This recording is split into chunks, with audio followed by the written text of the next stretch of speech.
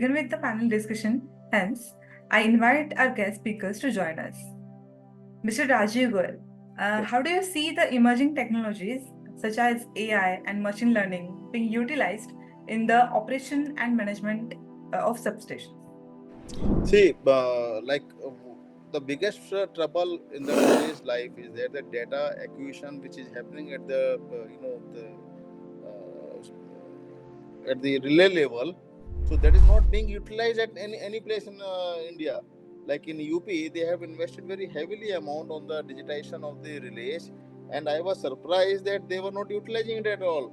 And I'm not taking the name because taking the name is not good enough, but the company is simply installed and they had not provided the software. And then MD told me that Rajiv, you please try to get some information out of that, what to do.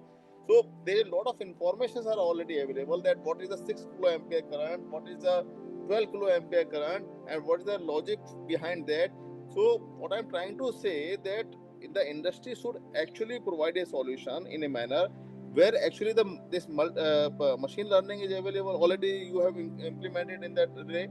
So with the AI, you can actually provide with taking some more data, that if the 6 kilo ampere current is being observed at the tripping, means there is outage of this nature, and at this level of the feeder there means something is wrong. So this kind of thing should actually convert into the customer service information, wherein the customer of that area, they are actually getting certain information. Yes, we are out because of this reason. And this system should also talk to the another feeder, the healthy feeder, that now the time is that you chip in and I am getting out. So what I'm trying to say is that the AI and ML, they carry a lot of value in the supply chain, of where the supply outages can be reduced, customer system services can be improved. However, at the same time, again I'm saying the integrated format. We have multiple devices on the grid, like transformer, meter, FRUs are there, then that RTUs are there, and feeder. We are taking the sensors, we are taking the information. So all this information, the multiple brackets should come to the single location and provide the using that AI kind of thing. That this is the problem and this is the solution.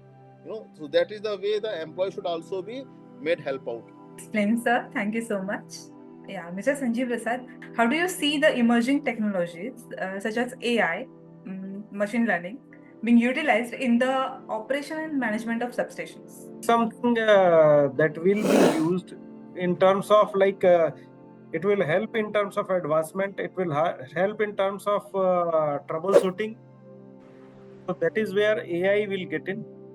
ML, I am not very sure as to where all it will be applied in case of a substation. Where do we need to apply this machine learning? Not very sure. Where do we get into it? Transformer. Transformer, yes. Okay. Because some startup has actually started, but the cost is so heavily that the utilities are not able to put up. BSCS has put up some 50 cases. Yeah. Using that IoT and the devices, what they are doing, that they have made up a system wherein all things which are happening within the transformer, which will emerge to the failure of the transformer, so that information will be taken to the web, and then system is actually saying that okay, you come and maintain me. Do some so largely you are talking of a digital twin of a transformer. Yes, digital twin of a transformer. So it is something that many people are doing as on date. Okay, many people are developing digital twins. I'm not very sure on the number of digital twins and digital twins that people are ready to accept in terms of electrical system. We largely have not got into digital system for power plants. So something on only electrical system, not many people might have got in. But not sure, Mr. Mahendra can perhaps add value to it. Another is EV charger. EV charger is another place. Yeah. Where such information, the charger has to put up that the kind of charger you collect the entire. See, whatever Mr. Mahendra was telling a while ago was in terms of almost converting the entire electrical system to a sort of a DCS, whereby everything gets into one place. Sorry if I'm misinterpreting, Mahendraji. No, sir, you are very much correct. So the way you told us, na, it's a digital twin kind of an arrangement. So basically, by using the online sensors, by using the sort of a smart technology, now you can everything is at your fingertips. You can visualize your transformer or your reactor, or not only a transformer reactor, your entire protection system, your circuit breakers and other switchgear devices. So everything is clearly visible to an operator sitting in one central kind of a control room arrangement. That's right. Thank you, everyone. You have made it so easy to understand. Thank you. Mr. S.K. Senapati. I think this is a good discussion, and definitely AI, ML is going to help, but how we're utilizing that is important. Whether it is a existing system or retrofitting a system or the operational management, everywhere it is required. Or to the top bosses to take a decision as told, okay, some of the utilities planning, generation, transmission, distribution in a single thing. So definitely that is going to help us in whether it is in a substation or a T&D as a whole, or is a renewable planning, EV. I think Mr. Raju was mentioning where you can put your EVs, how you plan. Maybe that is EV charging infra. So that way it can help also. So it's a good thing to. I think we should also we should look at how we are utilizing that very effectively. Thank you so much, sir. Now I'll come to Mr. Sanjeev Prasad again. Yes, please. How can data analytics and cybersecurity measures improve substation performance and resilience? Data analytics is something everywhere as you get in. When you say MI, when you say machine learning, everything is based on data. It is all the analysis of data. It is going to give you better and better results, more and more reliability. As much of information that you get out of it. Rightly was pointed out by every panelist almost that there is a data collection that is happening everywhere. So when you analyze the data, you get better reliability. See, currently, largely the substations are like based on something called preventive maintenance. Okay, there are schedules that are fixed on past experiences.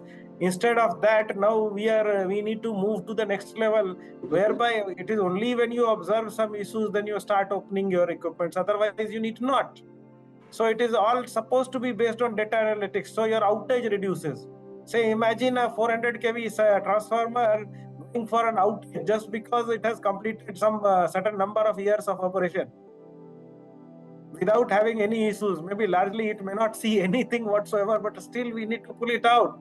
So if we are supported by some data analytics, some sort of a machine learning data or some data that somebody is able to provide largely from other places, that this is what happens, this is what is there, and we are also seeing whatever is happening inside the transformer and measuring it appropriately. So that will help. So entire data what we analyze will help me reduce my outage to a large extent. I'll only do those things which are essential. Again, just tell you, we had opened up just a transformer today. So we had something up for surprises. Yes, we opened up just because it had certain time and certain jobs that were involved that we have opened it. So that is not the case which is supposed to be there. If I had something, say, in the terminal box which is checking my terminals, say a camera, say an appropriate camera is provided there, which is giving me the photographs of it or a real-time image of it. Yes, I can predict things. I can do it earlier. Okay, so it is all about whatever we can collect. It is there is a basic on it. You can control only those things that you can measure. So as good as are your measurements, as good are your analytics, as good as anything else. Okay, it is all about controlling, whether it is by data analytics or by anything else. You are controlling and minimizing the downtime. Thank you so much, sir. Now, I would like to ask Mr. Mahendra Singh Hada, sir, your comment on this.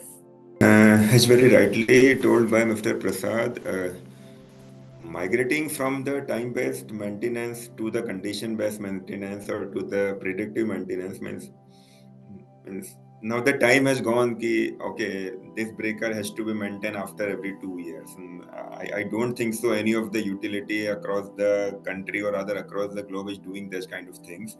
So one thing is very important in data analytics, means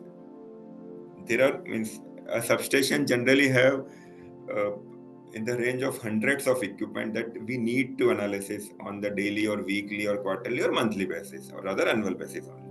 So the data analytics plays very important role when you have a large chunk of data. So just by human intervention, you can't analysis each and every report. So there should be a system where you dump your all the data, and analytics should run in the background, and in the form of a web browser kind of a system, you can get the real health assessment of your all this which are equipment. So where the data analytics play a very important role.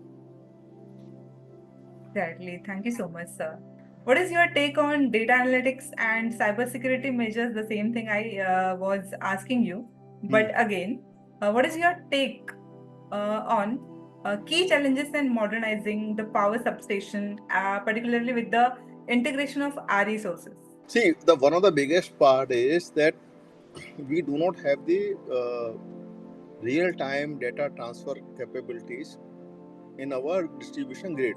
So what happens that every engineer, whenever we go to connect the RE, so they say that the capacity constant is there, and definitely the capacity constants are there in the system. The second big challenge is that the grid is fluctuating a lot. What happens that we have to maintain the deviation settlement accounts in the power systems. So what happens that like if we are putting a lot of solar integration we are doing, so whole things and the data is not going to the control room.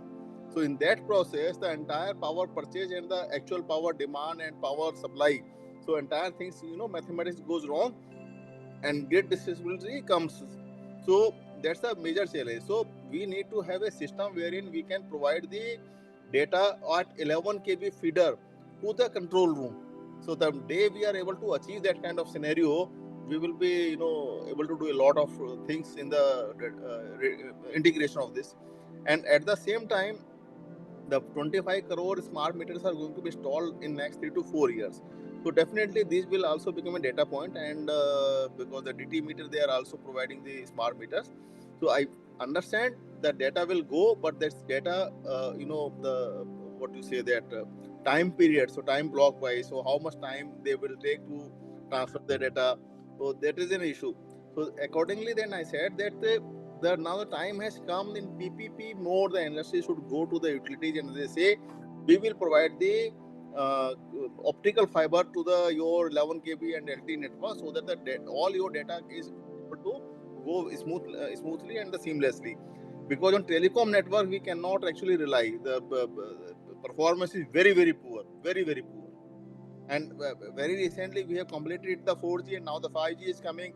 So we in a utility we cannot keep on improving these devices. So that's also a very difficult task. So that's the thing. Thank you so much, sir. Now, I just would like to ask Mahendra Singh Hara, sir, what do you have to say about the challenges? So when we say the RE integration, if it's a conventional substation, generally studies are not that much important. But when it comes to the RE integration, not only the RE integration, any sort of inverter, means it may be in terms of a solar or a wind or a reactive power compensation of a STATCOM, or it's a battery energy storage, and even the HVDC. So whenever there is a kind of an inverter rectifier sort of arrangement, if you do not have the proper studies, the problem that we all faced in the Western Rajasthan, it's a severe grid oscillation, which was there for a couple of hours. It starts somewhere in the morning and then goes till the evening till the time when the solar generation is there. So the major challenge which India is facing, not only India, means I have read out some paper of Australia as well as UK. Probably the problem that we are facing is the actual modeling of the inverter is not there with the utility or with the grid operator. Whatsoever be the region being well known to the manufacturer. In the absence of actual models, grid studies, could not be completed in a more realistic manner, and that's why the challenges are being faced by the grid of operator and the utilities. So if we can get the actual model, and if we do honest system study, probably we can minimize the challenges. Yeah, challenges will be there, being a inverter based resources, but yeah, we can minimize the challenges in my opinion. Thank you. Nicely explained, sir. Thank you so much. Now, the conclusion thing will start with Mr. Senapati. So, it is what strategies can be implemented to address the challenges of aging infrastructure and equipment failure? I think equipment failure, definitely, I think we have discussed. Definitely the asset performance thing, that definitely help. And on the top of that, the AIML. So we can condition burst maintenance you should do, so that you should avoid that failure and increase the lifetime of the project, of the substation. Some of the customers have reached to me, why don't you do something so that I can extend at least 5 years or 3 years of my aging, and I defer my investment. So those sort of requirements are coming. So that way it will help definitely. Yeah. So to aging infra, so that we can improve the failure. And aging infra, maybe that way you can look at what the right time to upgrade, and when you're upgrading, go with the latest technologies, and with the compact and the latest technology. So that today space is a big problem. Okay, so that we need to take care of the compactness and the technology. So both has to blend, and you should go with that sort of requirement. Thank you so much, sir.